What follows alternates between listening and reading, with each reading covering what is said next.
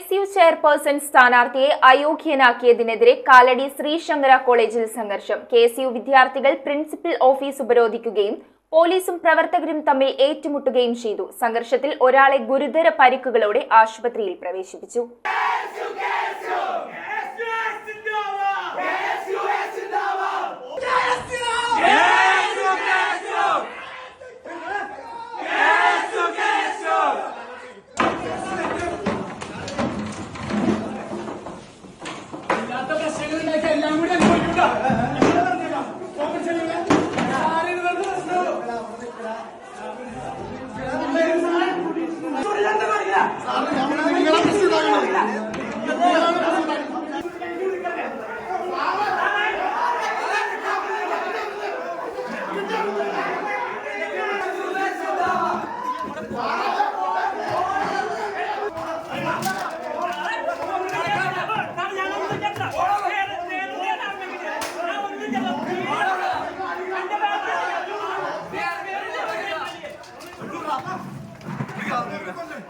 October മാസം 17 നടക്കേണ്ടിയിരുന്ന union തെരഞ്ഞെടുപ്പ് മത്സരത്തിൽ ചെയർപേഴ്സണായി മത്സരിക്കുന്ന ബോബിൻ ജോണിനെ അയോഗ്യനാക്കിയതിനെ തുടർന്നാണ് കാലടി ശ്രീശങ്കര കോളേജിൽ സംഘർഷമുണ്ടായത്.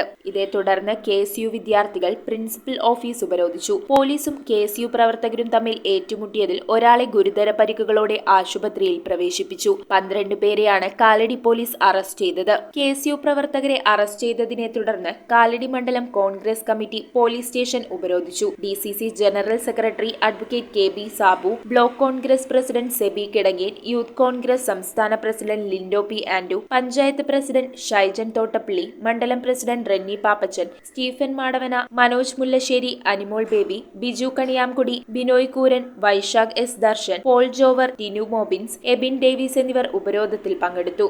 News bureau, Kalady. കുറഞ്ഞ പലിശ, കൂടുതൽ പണം, 30 വർഷത്തെ പാരമ്പര്യം, ഹൃദ്യമായ സേവനം, ഞൊടിയിടയിൽ പണം. സൗത്ത് ഇന്ത്യയിലെ 100% വിശ്വസിക്കാവുന്ന സ്ഥാപനം CFL ക്യാപിറ്റൽ ഫിൻസർവ് ലിമിറ്റഡ്. മാറുന്ന ജീവിതം, മാറാത്ത വിശ്വാസം.